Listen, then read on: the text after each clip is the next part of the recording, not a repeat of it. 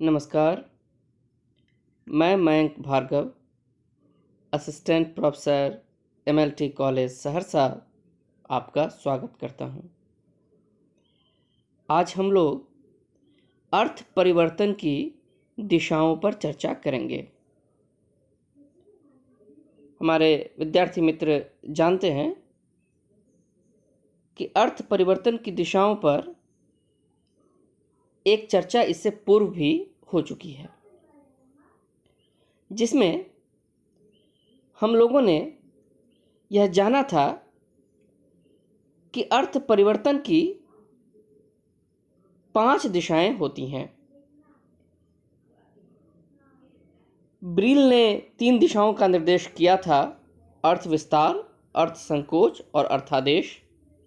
और इसके साथ साथ अर्थोत्कर्ष और अर्थापकर्ष को भी अर्थ परिवर्तन की दिशाओं में परिगणित किया जाता है।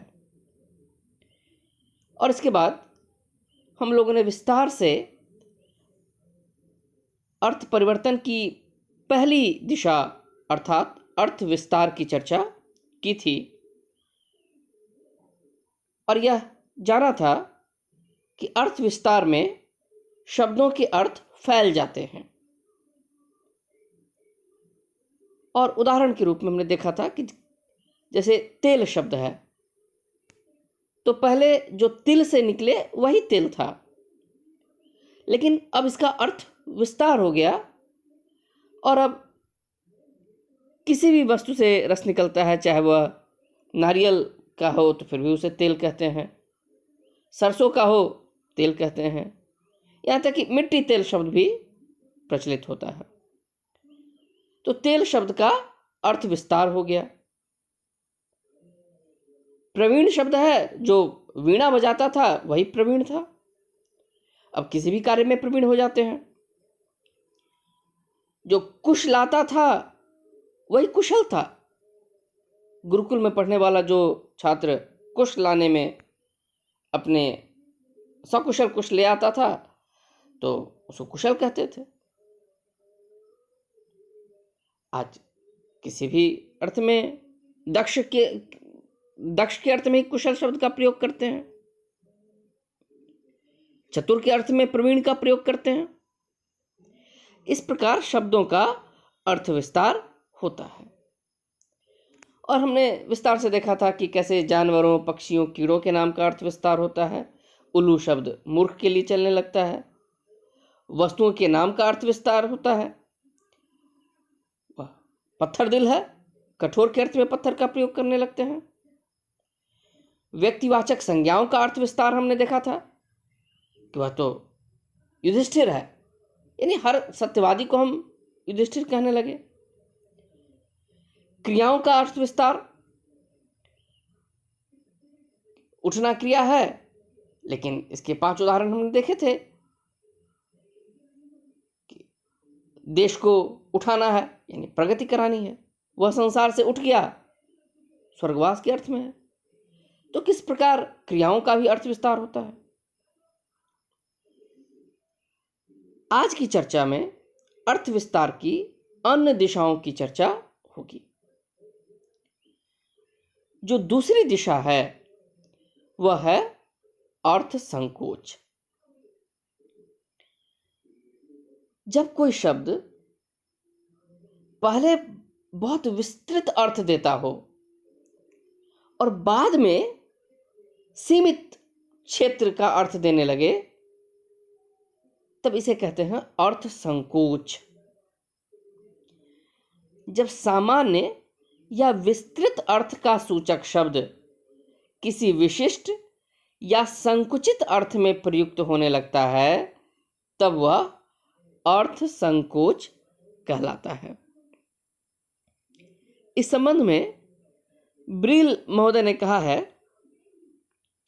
कि जो जाति या जो देश जितना अधिक सभ्य होगा, उसकी भाषा में अर्थ संकोच उतना ही अधिक होगा। सभ्यता के विकास के साथ साथ शब्दों के अर्थ भी सामान्य से विशेष होने लगते हैं। ब्रिल महोदय की किताब है एस्से द सेमेंटिक, उसमें उन्होंने यह चर्चा की है।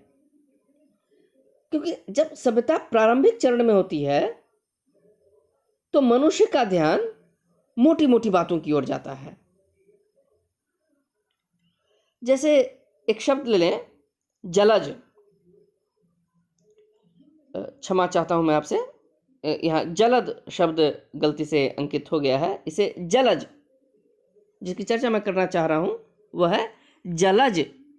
जलद तो हो गया जल देने वाला अर्थात बादल, जिसकी चर्चा यहाँ प्रासंगिक है वह शब्द है जलज, जल में उत्पन्न। तो जब सभ्यता की शुरुआत में जब हम लोग थे तो उस समय जल में जितनी भी चीजें थीं उन सभी चीजों के लिए जलज शब्द का प्रयोग होता था। यानी एक अर्थ, विस्तृत अर्थ देता था जलज। अब जल में चाहे जो भी हो उसे जलज कहते थे, जल से उत्पन्न।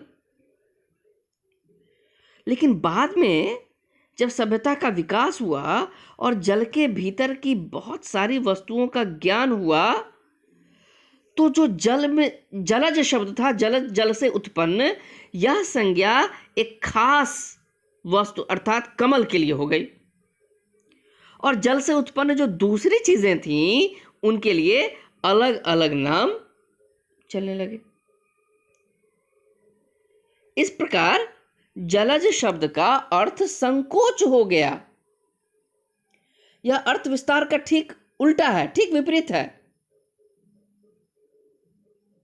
स्याही शब्द में हमने देखा था कि अर्थ विस्तार है। स्याही का मूल अर्थ था काला रंग, अब वह किसी भी रंग का हो, मसी मात्र के लिए स्याही शब्द चलता है।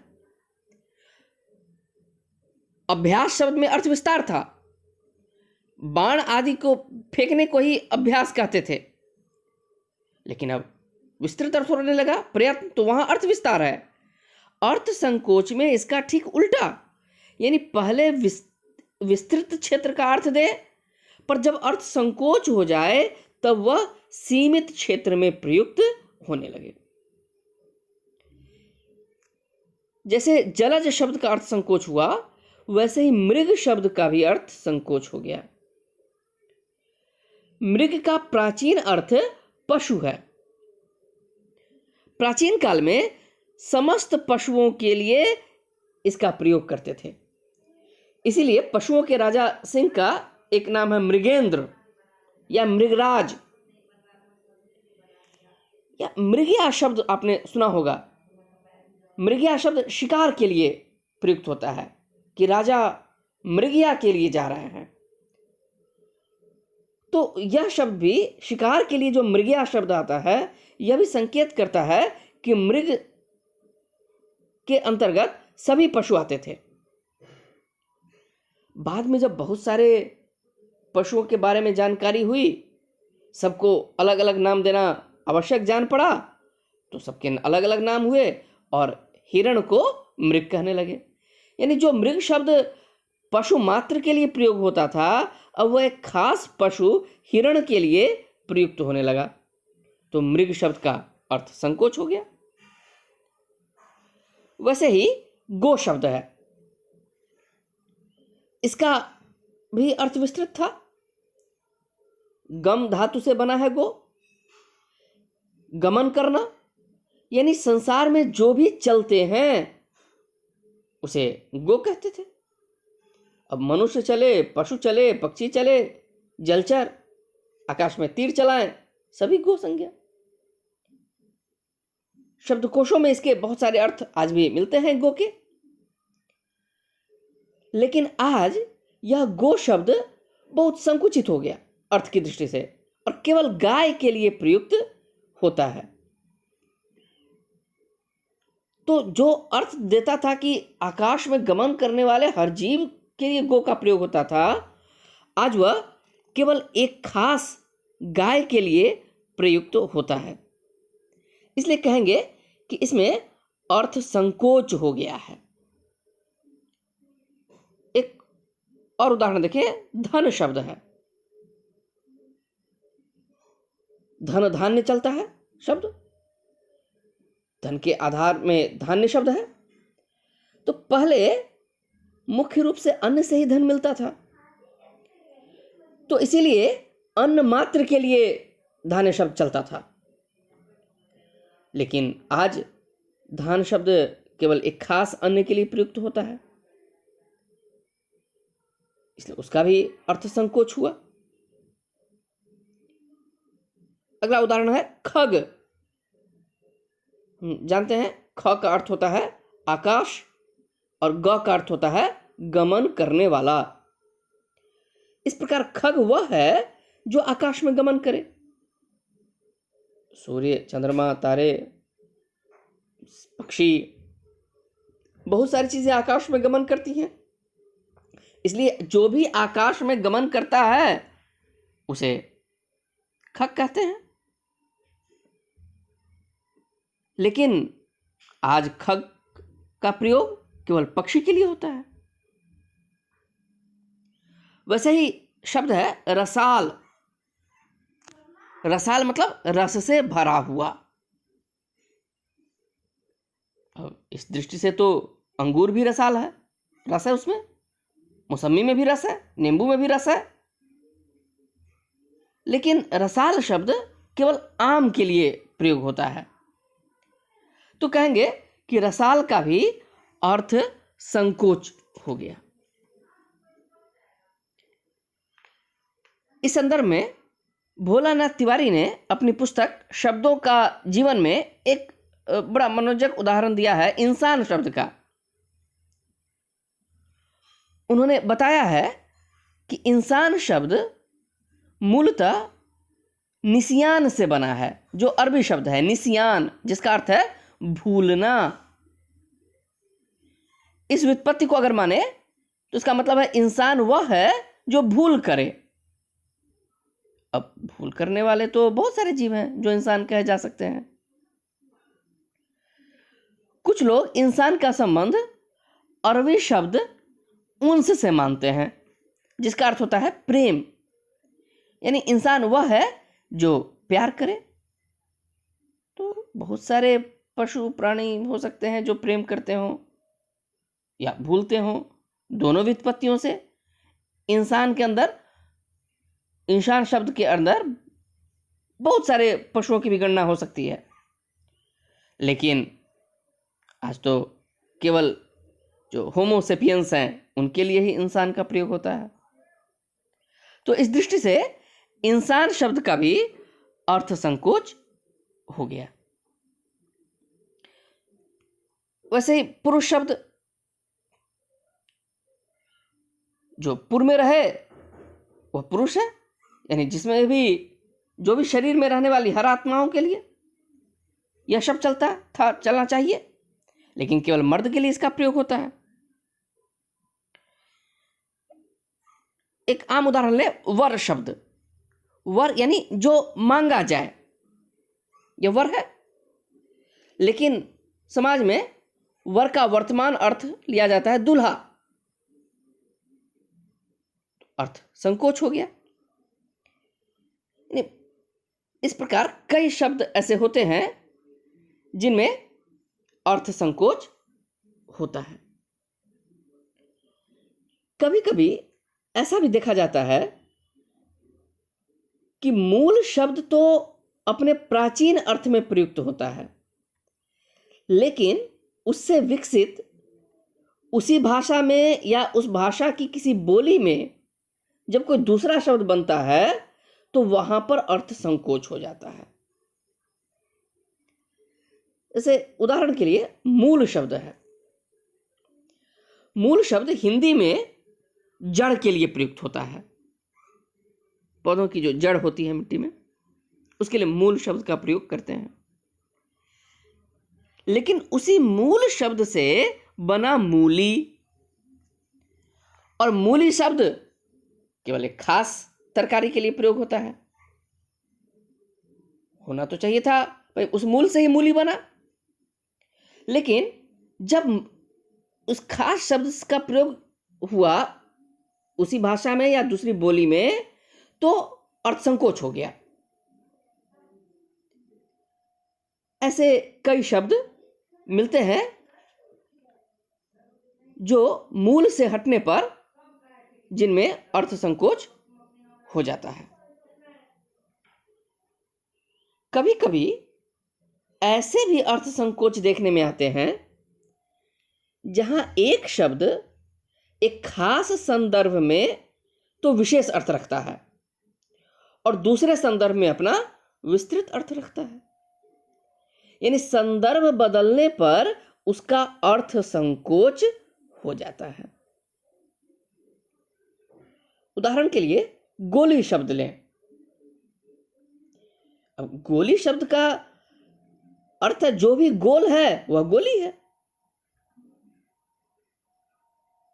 लेकिन जब गोली शब्द को एक विशेष संदर्भ में प्रयोग करेंगे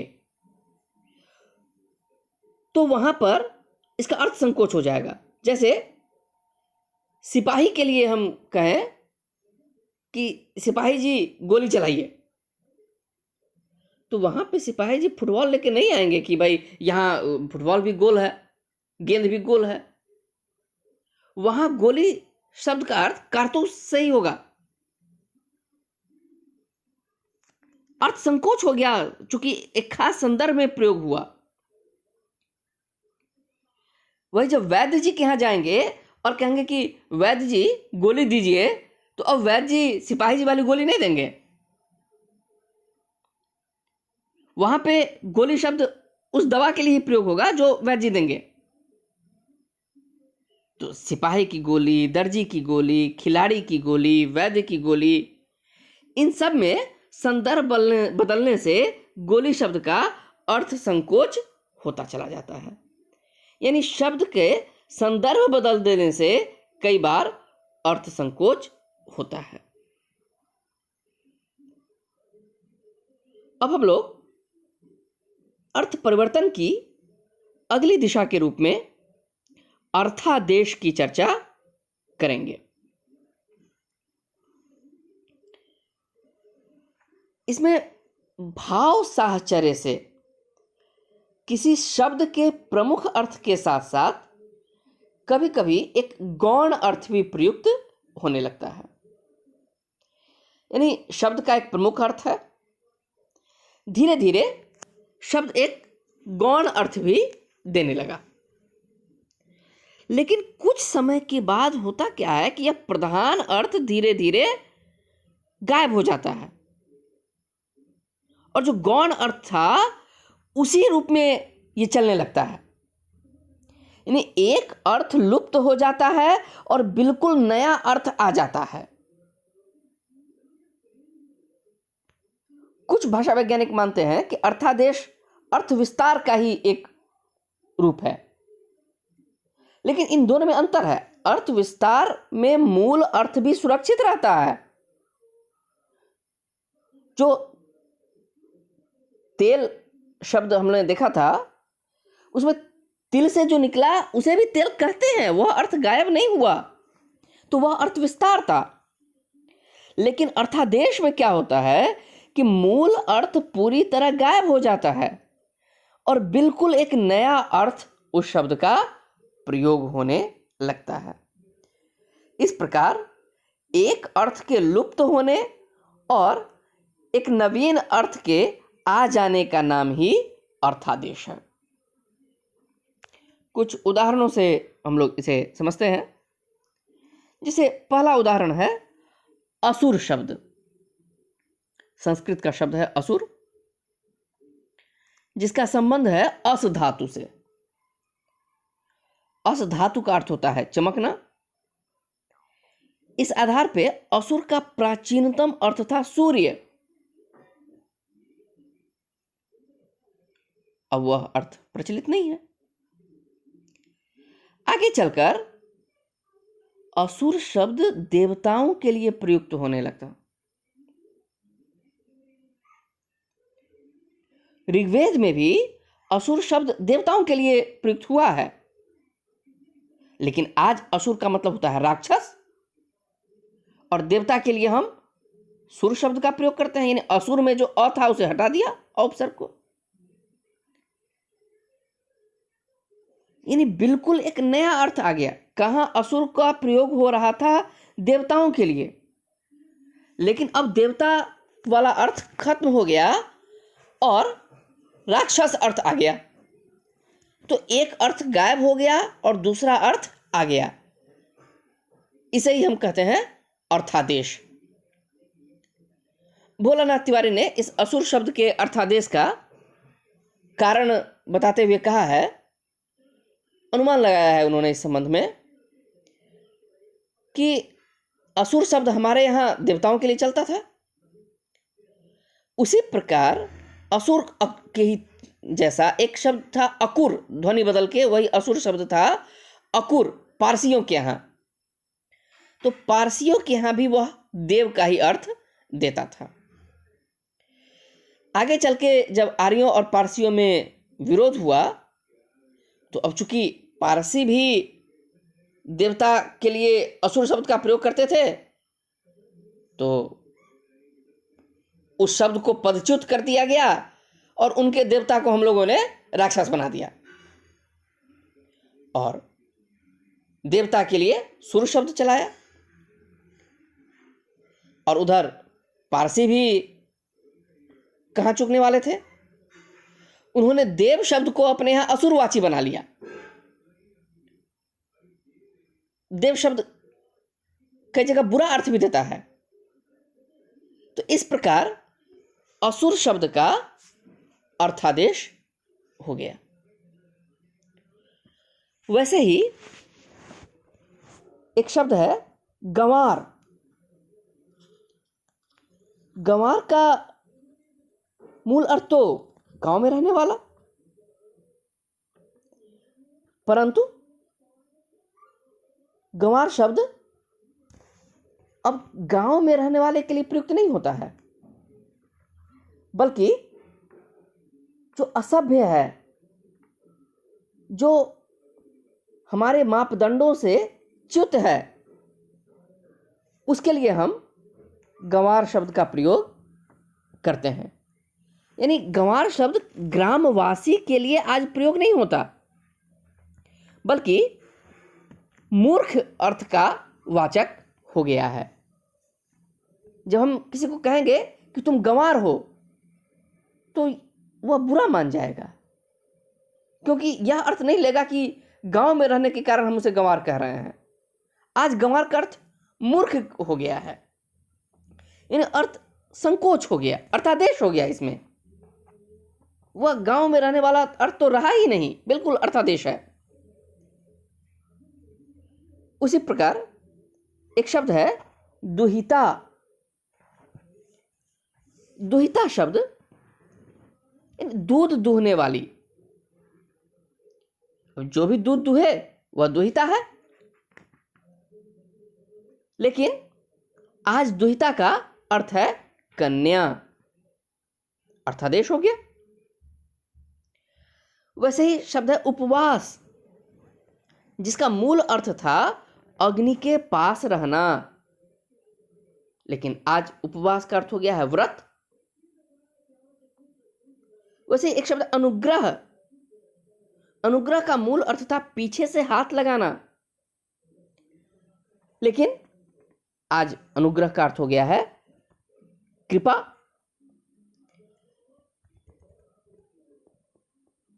इस प्रकार इन शब्दों में हमने देखा कि अर्थादेश होता है। डॉक्टर देवेंद्र नाथ शर्मा ने कहा है कि चाहे अर्थ विस्तार हो, अर्थ संकोच हो या अर्थादेश हो, यानी अर्थ परिवर्तन इन तीनों में से किसी भी दिशा में क्यों ना हो, उसके पीछे भाषा की लक्षणा वृत्ति काम करती है।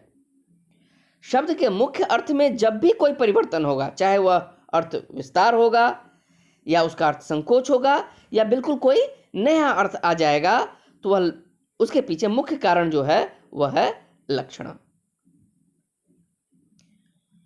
इसके बाद हम लोग अर्थोत्कर्ष को देखेंगे। उत्कर्ष, अर्थोत्कर्ष में उत्कर्ष छिपा हुआ है, यानी पहले से अधिक उन्नत। यानी शब्दों के अर्थ का परिवर्तन तो होता है, पर यह परिवर्तन पहले से अधिक उन्नत, अधिक शिष्ट हो जाता है, तो उसको कहते हैं यहां अर्थोत्कर्ष हो गया है। बाबू श्याम सुंदर दास ने लिखा है कि जिस प्रकार जीवन में उत्कर्ष के उदाहरण कम मिलते हैं, उसी प्रकार शब्द भंडार में भी अर्थोत्कर्ष के उदाहरण कम मिलते हैं। जिस प्रकार मनुष्य आगे की ओर तो कम ही बढ़ता है, उसी प्रकार शब्दों का भी उत्कर्ष कम होता है। पर कुछ उदाहरण इसके मिलते हैं। और एक बहुत अच्छा उदाहरण है साहस शब्द का। याद रखा जाएगा इसे, साहस शब्द बहुत महत्वपूर्ण है। प्राचीन काल में साहस करना कोई अच्छा काम नहीं था। आज हम अपने बच्चों को भी कहते हैं साहसी बनो, साहस दिखाओ, लेकिन इस साहस शब्द का प्राचीन अर्थ था बुरा काम। स्मृतियों में 5 प्रकार के साहस कहे गए हैं: मनुष्य हत्या, चोरी, पर स्त्री संभोग, परुषता और झूठ। यानी इस प्रकार के दुष्कार्य जो करता था उसको कहते थे साहसी। कोई हत्या कर दे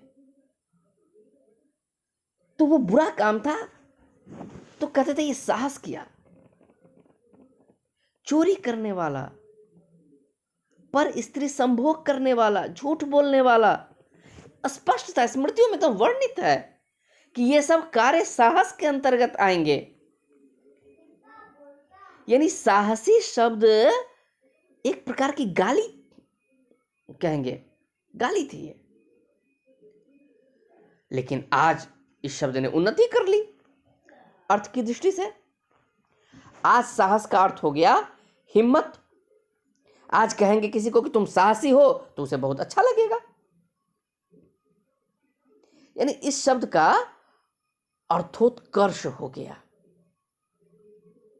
पहले बहुत बुरा अर्थ देता था, आज अच्छा अर्थ देने लगा। तो कहेंगे कि इस शब्द में अर्थोत्कर्ष है। वैसे एक दूसरा उदाहरण ले, दर्शन शब्द का। दर्शन का अर्थ है देखना, प्राचीन अर्थ है देखना। कोई चीज दिखी वह दर्शन है। उसमें अच्छा दिखना, अच्छे को देखना, बुरे को देखना, ऐसा कोई विशिष्ट भाव नहीं है। लेकिन आज जो हम दर्शन शब्द का प्रयोग करते हैं वह किसी बड़े व्यक्ति के लिए, देवी देवताओं का दर्शन करते हैं, महापुरुषों के दर्शन करते हैं, अपने से बड़े लोगों के लिए कहते हैं कि आपके दर्शन हुए। यानी इसका उत्कर्ष हो गया।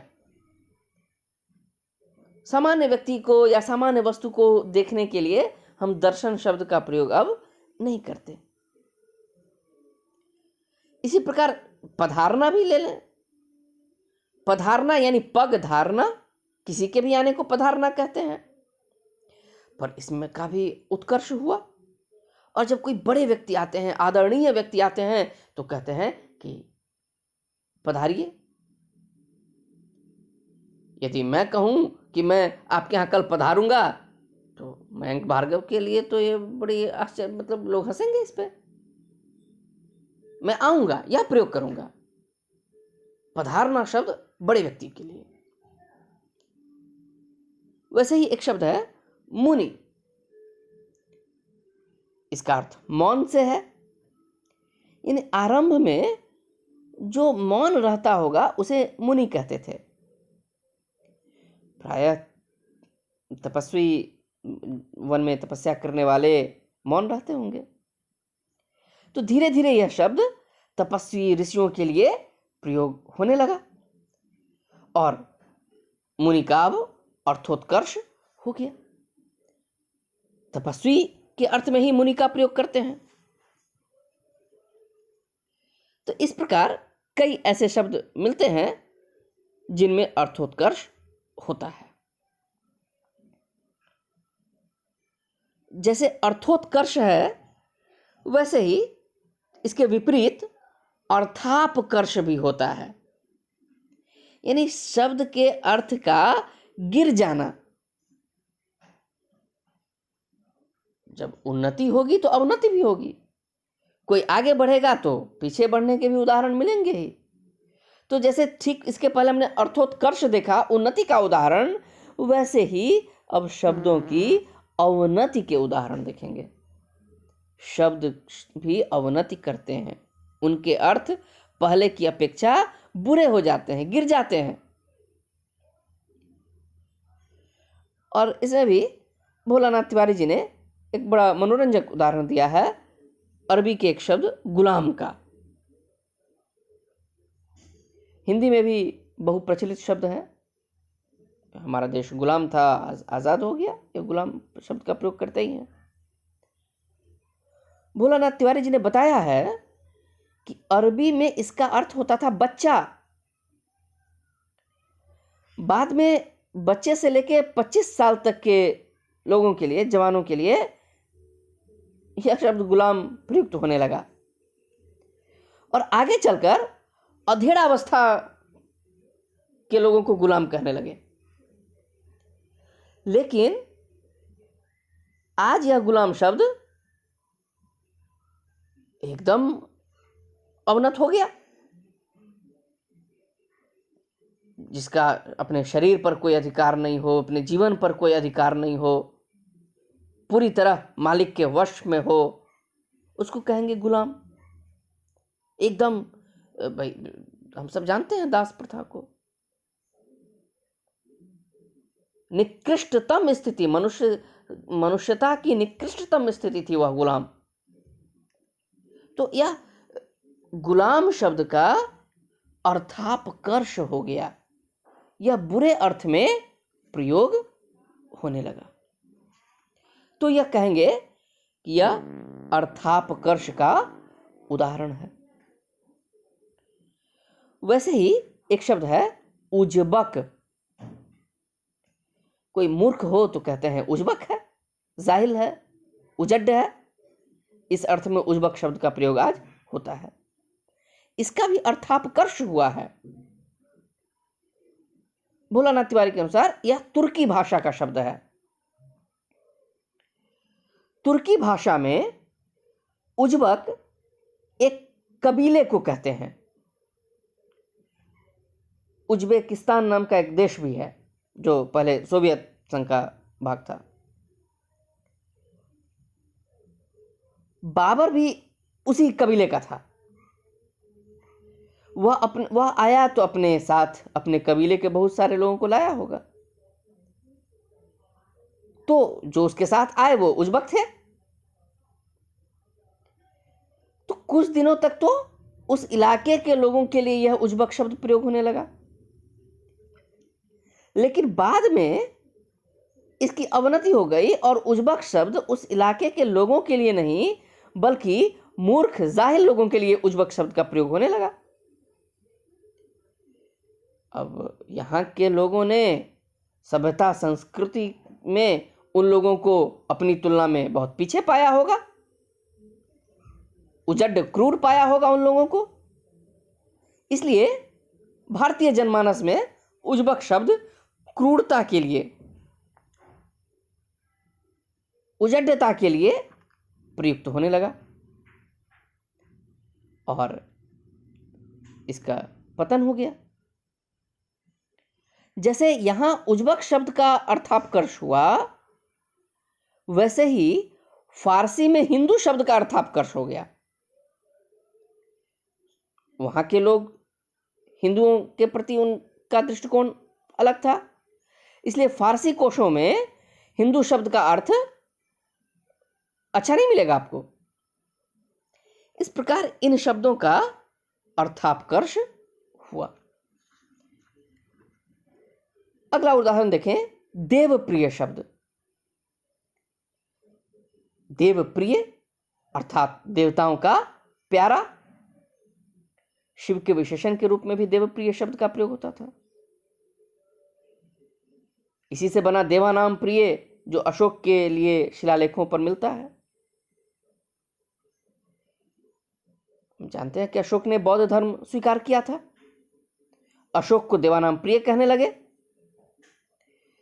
जब बौद्ध धर्म का पतन हुआ तो लोगों की धारणा इस धर्म के प्रति खराब हुई, और धर्म के प्रति जो धारणा खराब हुई तो इस देवानाम प्रिय शब्द का अर्थ भी बुरा लगने लगा, और देवानाम प्रिय शब्द का अर्थ हो गया मूर्ख। कहां ये चला था देवताओं के प्यारे से, और ये अशोक के रास्ते होते हुए इस शब्द का अर्थ हो गया मूर्ख। इस प्रकार इसका अर्थापकर्ष हो गया।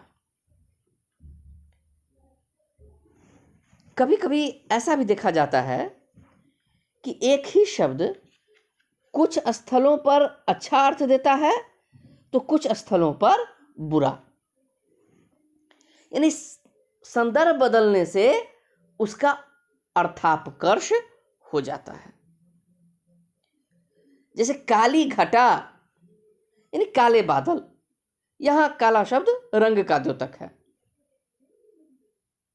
लेकिन यही काला विशेषण अगर कहें काला आदमी, तो अब यहां काला का अर्थ गिर जाएगा। अब चाहे हृदय से काले की बात हो रही हो, चाहे रंग की, जिस अर्थ में भी हो, लेकिन काला आदमी कहने पे अर्थापकर्ष हो गया, उसका अर्थ गिर गया। उसके अंदर के कलुष, हृदय के कलुष का संकेत होने लगा काला आदमी, धूर्तता का अर्थ देने लगा काला शब्द। यहां काला संदर्भ बदलने से काले बादल ठीक था काला अर्थ, लेकिन काला आदमी संदर्भ बदलने से इसका अर्थापकर्ष हो गया। अब यह धूर्तता का अर्थ देने लगा। उसी प्रकार मोटा शब्द है, तो कई जगहों पे तो मोटा विशेषण ठीक कर देगा, लेकिन कह दे कि तुम्हारी अक्ल मोटी है, यूं किसी को मोटी लड़की भी कहे तो शायद अच्छा नहीं लगेगा, मोटा लड़का भी कहे तो अच्छा ना लगे शायद आज के युग में, क्योंकि सौंदर्य के प्रतिमान बदल गए हैं। परंतु हम तो चाहते ही हैं कि हमारा पुत्र दुबला ना हो, मोटा हो, तभी तो खूब खिलाते पिलाते हैं। लेकिन कोई नहीं चाहेगा कि उसके पुत्र की अक्ल मोटी हो। तो मोटी अक्ल कहने पर संदर्भ बदल गया, और मोटा शब्द का अर्थ हो गया कि उसकी अक्ल खराब है, बहुत जल्दी सीख नहीं पाता, मोटी अक्ल का आदमी है, यानी बुद्धू है, बेवकूफ है। अर्थापकर्ष हो गया। टेढ़ा शब्द ले ले, टेढ़ा आदमी कहने पे किसी को अच्छा नहीं लगेगा कि वह आदमी टेढ़ा है। रास्ता टेढ़ा हो सकता है, बाल टेढ़े हो सकते हैं, लेकिन किसी को कह दे कि वह टेढ़ा आदमी है तो अच्छा नहीं लगेगा, यह अच्छा अर्थ नहीं देगा, यानी कि वह बहुत धूर्त है, वो सीधे सरल राह पे नहीं चलता है। उसी प्रकार सफेद विशेषण ले, सफेद वस्त्र तो ठीक है भाई, राजनेता हमारे पहनते ही है सफेद वस्त्र,